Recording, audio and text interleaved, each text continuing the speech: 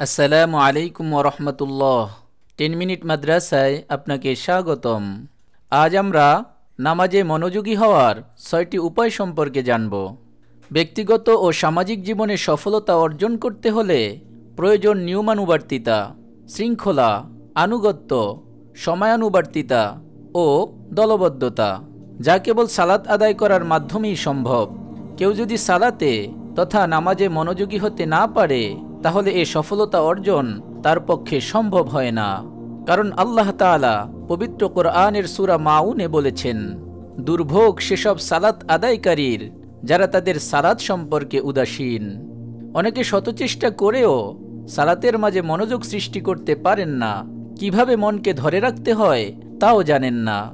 এ ব্যাপারে ইমাম আবু হামিদ আল গাজালি রহমতুল্লাহি আলাইহি তার বিখ্যাত ইহইয়া উলুমুদ্দিন গ্রন্থে বিস্তারিত আলোচনা করেন। তিনি মানব মনের 6টি অবস্থার কথা বর্ণনা করেন, যা না থাকলে সালাতে মনোযোগী হওয়া যায় না। প্রথম উপায়, সালাতে হুজুরে দিল বা অন্তরের উপস্থিতি থাকা। এটি সালাতের প্রাণ। মানুষের মন কখনো বেকার থাকে না, হয় সালাতে থাকে না হয় অন্যত্র থাকে।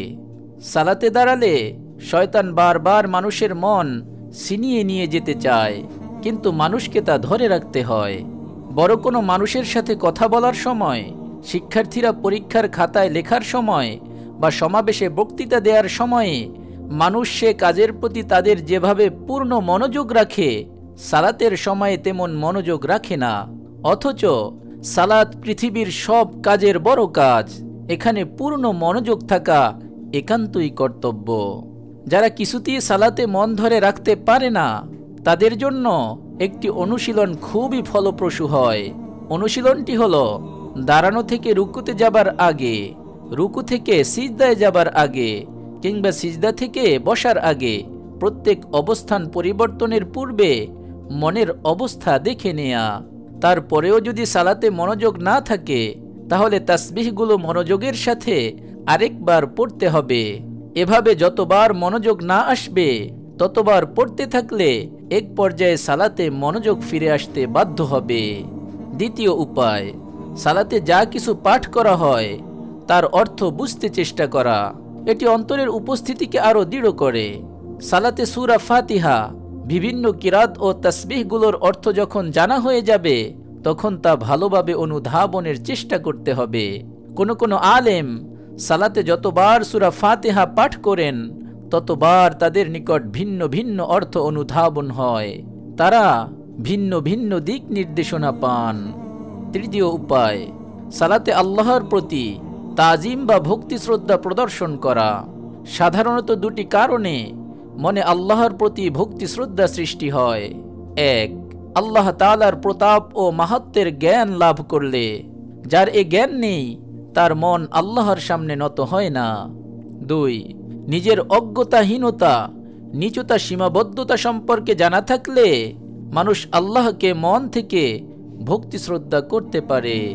চতুর্থ উপায়, সালাতে দাঁড়িয়ে আল্লাহ তাআলাকে ভয় করা। কেবল জ্ঞান থেকেই ভয়ের উৎপত্তি সম্ভব। যে মানুষ যত জ্ঞানী, তিনি আল্লাহকে তত ভয় করেন। কোরআনে বলা হয়েছে, আল্লাহর বান্দাদের মধ্যে জ্ঞানীরাই কেবল তাকে ভয় করে। সূরা ফাতির আয়াত নম্বর 28। পঞ্চম উপায়, সালাতের মাধ্যমে আল্লাহর কাছে দুনিয়া ও আখিরাতের কল্যাণ আশা করা। আল্লাহ তাআলা বলেন, তোমরা ধৈর্য ও সালাতের মাধ্যমে সাহায্য প্রার্থনা করো। সূরা বাকারা আয়াত নম্বর 45।